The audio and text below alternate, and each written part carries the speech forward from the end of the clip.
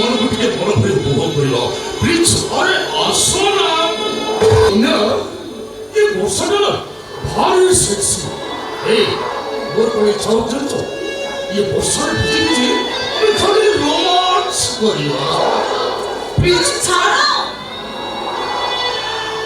ବାପା ମନ୍ଦିରର ଘରକୁ ଯାଇସାରିବେଣି ମତେ ନ ପାଇ ସେମାନେ ଯଦି ଖୋଜି ଖୋଜି ସେ ଏଇଠି ପହଞ୍ଚି ଯାଆନ୍ତି ଆରେ ଏ ବର୍ଷା ଯେମିତି ହଉଛି ଲୋକ ଘରୁ ଗୋଡ଼ କାଢ଼ିବ ସହରରୁ ଆଉ କିଛି ଭଲ ନ କରି ପ୍ଲିଜ୍ ମନଟା ବୁଝୁନି ଆଉ ଟିକେ ପ୍ଲିଜ୍ ଆଉ ଟିକେ ଟିକେ ଆସ ନା ରେ ପ୍ଲିଜ୍ ଆସ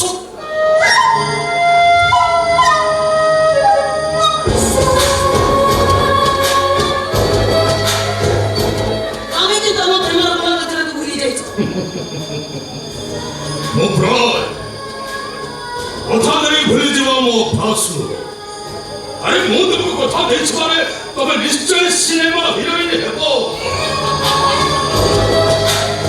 ଓଡ଼ିଶାର ପ୍ରତ୍ୟେକ କାନ୍ଥ ବାଡ଼ରେ କେବଳ ତମରି ପୋଷ୍ଟର ଲାଗିବ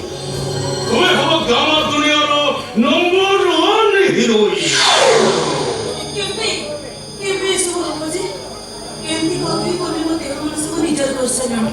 ତ ଆମର ପାଇଁ ମୋ ମନରେ ଏତିକି ଟିକେ ଜାଗା ନାହିଁ କେବେ ମୋ ସ୍ୱପ୍ନ ସତ ହବ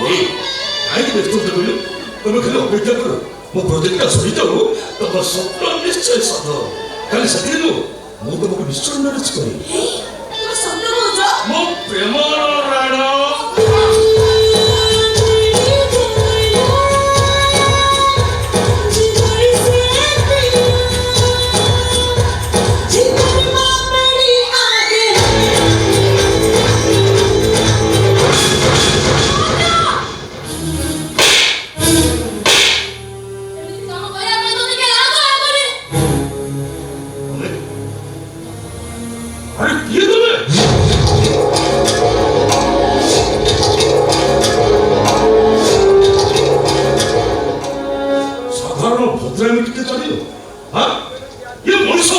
मुंबई शहर निया लगेला बेले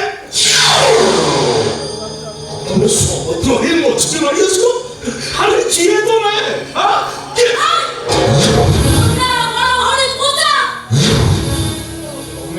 बन्यारो बड़ भूनी ए बन्या ए तुम जोड़े बड़ भूनी अछि के ये कथा मत आगे कहलु हां रे हमको तमर प्रणाम करिबा कथा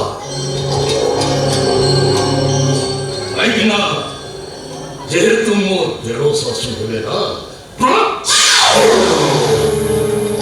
তুমি যাও পড়া এইটা কথা মু বুঝুছি ঠিক আছে তবে কইলনি মানে মু নিশ্চয় একটু জানি হেলে কেবে কোঠি কোনি দেখা হবো ডেটটা তবে ফিক্স করিব হ্যাঁ ও পুচ্চা মেটো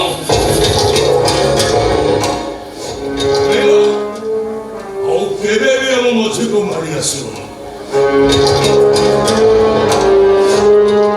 ଆଉ ଯଦି ଆସ ସେଦିନ ମୋ ଅସଲ ରୂପଟା ମୋ କନ୍ୟାର ବଡ଼ ଭଉଣୀ ବୋଲି ମୁଁ ତମକୁ ଆଜି କ୍ଷମା କରିଦେଲି ପ୍ରଣାମ